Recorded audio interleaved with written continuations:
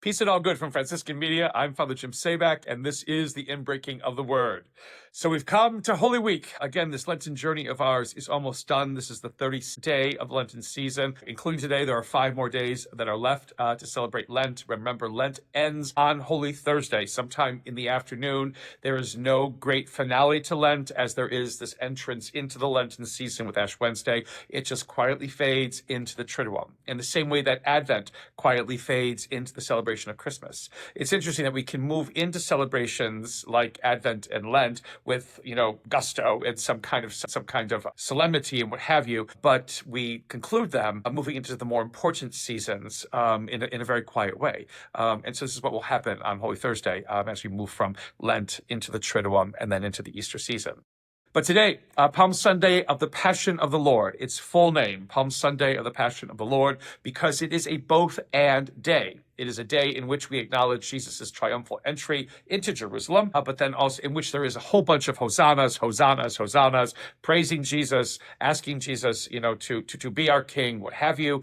But it moves very quickly when we come to the Passion into crucify him, get rid of him, away with him, away with him. We want Barabbas. What does this all say? Again, about us, again, and particularly as this moment within this Lenten journey. Yes, a day that is still within Lent, but a day that has its own uniqueness attached to it. Well, again, if you remember the second reason for entering into the Lenten season, being able to question why it is that we continue to believe, why it is that we have faith at all, why it is with everything that we experience in our world, in our church, even within ourselves, why is it that we are still perhaps drawn to faith? And why is it that perhaps once again, as we move into another Easter season, we can again commit to living this life of faith? Well, we come to this day basically of dichotomy.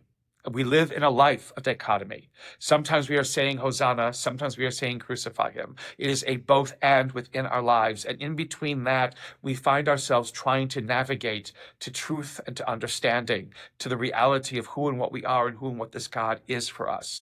What Palm Sunday basically asks us to do is to make up our mind about God. That is the perennial question. What do we want God to be in our life? Do we want God to be this great magician who grants wishes and allows us basically to have a happy life, in some way or another? Is it a God basically who only comes to the rescue when things are dire and we are at wit's end about not knowing what else to do? Is it a God basically who we want to rend the heavens and come down and just destroy everything because we can't take the world and we can't take life, so basically don't let anybody else be able to do the same? Or is it that we want a God who gives us meaning? A God who offers us a way to understand ourselves, a God who wants us to be more than who and what we see in the mirror, because we sometimes think that's all that we can see and that's all that we can be. Do we want a God who shows us that way? If we do, then we are a people, again, who want this God to answer the cry of Hosanna, which means actually to save us from folly, save us from stupidity, save us from misunderstanding, save us from misinformation, save us from disappointment, save us from despair, save us from all of those things that get in the way of us truly understanding not only how holy is this week and how holy God is, but more importantly, how holy we are. But to be these people, again, who can give to the weary a word that will rouse them. That first reading from Isaiah, why we are called basically to be people who lift up, who help others see the more in life, the more that God is constantly offering, the more that God is constantly throwing out to us like a life preserver. But yet we keep either missing or not seeing or deciding we don't want that life preserver, we want something else. To speak to the weary a word that will rouse them. And what is that word? Basically, as the great hymn of the Philippians, the second reading tells us, it says basically that Jesus Christ is Lord. Basically that Jesus is the one who has the answer, that Jesus is the one who leads us, to wonder and beauty. But Jesus does that by basically showing that it isn't about control. It isn't about authority. It isn't about fame and fortune. It is about humbling ourselves and recognizing that we are nothing without God, which is what Ash Wednesday was all about.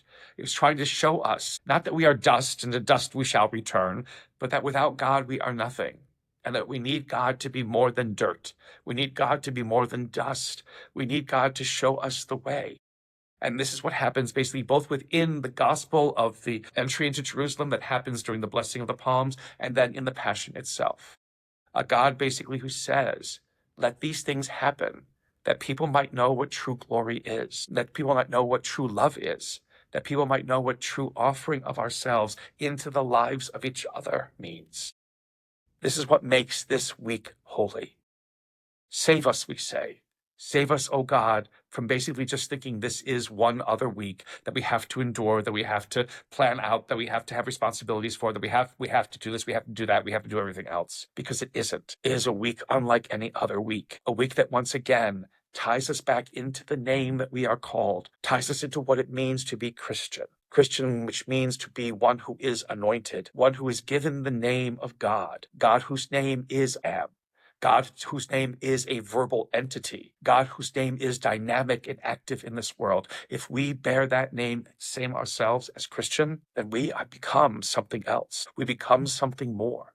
We are pulled into and challenged to be that something more. What does it mean to be God's dynamic energy once again alive in this world? How can that dynamic energy be put to use? How can that dynamic energy be put into effect? We'll follow what happens this week as our God shows us what true love means. How great is the love God has for us, and how wonderful is that love that we are allowed to share in. Blessed and wonderful Holy Week from Franciscan Media.